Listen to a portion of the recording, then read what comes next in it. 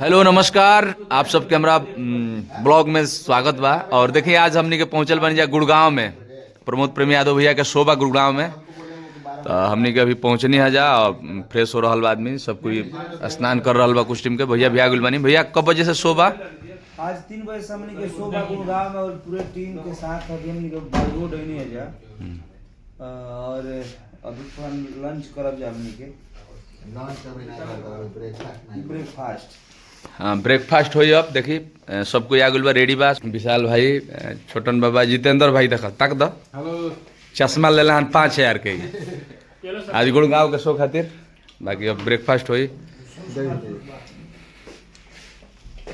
Hello नमस्कार, आप सबके हमारा ब्लॉग में स्वागत बा। देखिए अभी हमनी के गुड़गांव में आज हमारा भैया प्रमोद प्रेमी यादव जी के शो बा और शो में पहुंच चुकल बनी जा पूरा टीम। देखिए भैया अभी ब्रेकफास्ट कर रहल बनी।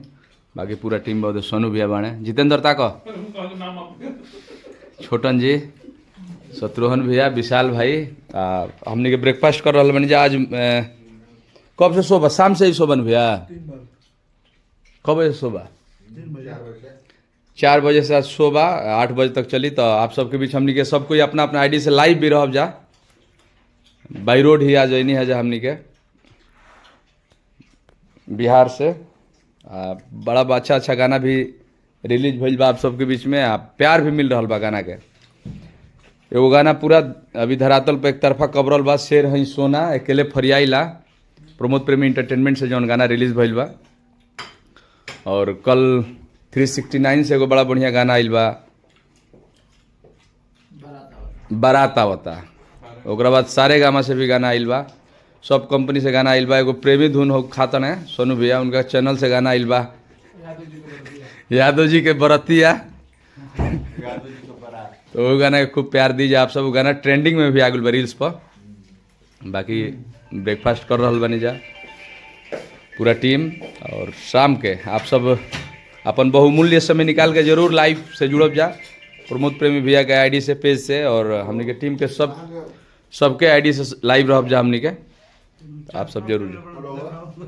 जितेंद्र भाई देखा चश्मा पहनले बड़ा किल्ला 5000 के चश्मा आज शो में जाए खातिर सोच बका। हाँ, तो जे भी यूपी, बिहार और झारखंड और भोजपुरी से प्यार करे वाला श्रोता हमरा ब्लॉग के देख रहा बा, आप सबसे अगर आप सब बानी दिल्ली, नोएडा और गुड़गांव के नज़दीक में, तो आप सब आज शो में जरूर आई, हमारा भैया के शो में आई और एंजॉय कर जाओ शो में।